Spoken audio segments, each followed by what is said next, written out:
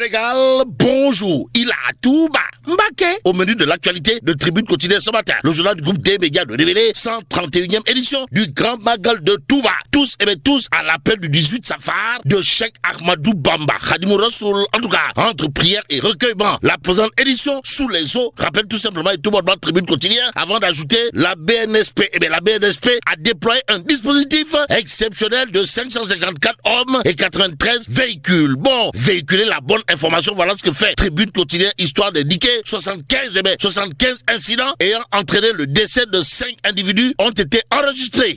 Waouh. Bon, les sapeurs-pompiers, les sapeurs-pompiers ont réalisé jusqu'au lundi à 11h45 un total de 120 interventions de divers types. Bon, il a tout bas. Mbaké. Voilà ce que retient également Walf Quotidien. À la une du journal, on peut lire Grand Magal, tout pour Bamba. En d'autres termes, Bamba fait Bamba partout, Bamba everywhere, Bamba merci. D'après bien entendu Walf Quotidien ce matin, le quotidien du groupe Walf Fadjri de faire un zoom sur le puits Djadji Fall ayant servi à la construction de la grande mosquée de Touba. Aussi, la pièce de 10 francs sur la tombe de Ndongolo, artiste disparu en 2005, au menu des reportages de Walf Quotidien ce matin. Le journal du groupe Walf Fadjri, en tout cas, d'évoquer les artifices des femmes avant leur départ pour la cité religieuse. Et c'est avec beaucoup de religiosité, que En Relief Quotidien révèle 130e édition du Grand Magal de Touba. Sens, portée et recommandation de l'événement. L'événement qui intéresse à plus d'un titre Direct News ce matin. À la une du journal, il est écrit jeu politique national. Tous les chemins mènent à Touba. Et c'est tout haut que Direct News révèle quand le temporel courtise le spirituel. Bon, le ballet a commencé avec le premier ministre Ousmane Sonko, suivi du président Bassirou Diomaye Diakhar Faye, puis du président de l'Assemblée nationale El Malick Ndiaye. Renseigne tout simplement et tout bonnement Direct News, le journal d'expliquer également les opposants comme Barthélémy Diaz et des ténors de l'APR, ou la délégation envoyée par Macky Sall avec à sa tête le Nougoutigi, comprenez l'ancien premier ministre Sidiki Kaba, ou d'autres partis politiques ont également fait le déplacement, un déplacement qui en vaut la peine si on en croit Direct News, qui explique le dégel constaté entre les deux têtes de l'exécutif, la vague de libération de prisonniers d'opinion et la promesse de mettre fin à l'immixtion de l'exécutif dans les affaires judiciaires. Touba apparaît une fois encore comme l'espace symbolique où s'aplanissent tensions et rancune. Voilà, c'est une Toubarek, c'est une Touba-Kep, donc qu'est-ce que voilà ce qu'il y a lieu de dire en lisant bien entendu Direct News ce matin. L'Observateur l'Obs pour sa part de révéler 131e édition du Grand Magal, du Grand Magal de Touba. L'héritage vivant de Cheikh Ahmadou Bamba, Khadimou Rassoul. En tout cas, le journal Les Échos de nous informer, Magal de Touba. Demain, une affluence monstre des problèmes d'eau dans certaines zones.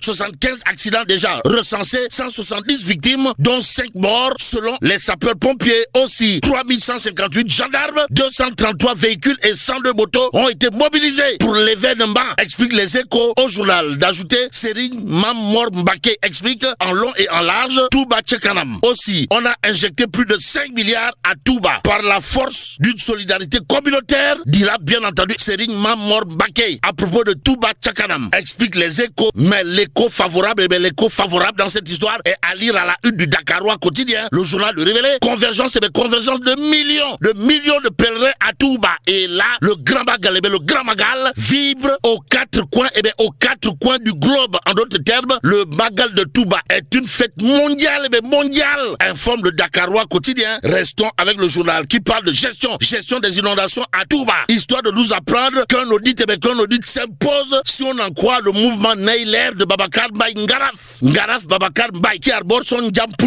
histoire d'évoquer la gestion des inondations à Touba. En tout cas, Nailer de Babacar Mbaye Ngaraf relance l'ONAS Gate. Waouh. En tout cas, Touba a toujours eu des inondations, mais jadis au moins le dispositif de pompage des sapeurs-pompiers rassurait, dira bien entendu Babacar Mbaye Ngaraf. Talibé Cheikh Ahmadou Bamba.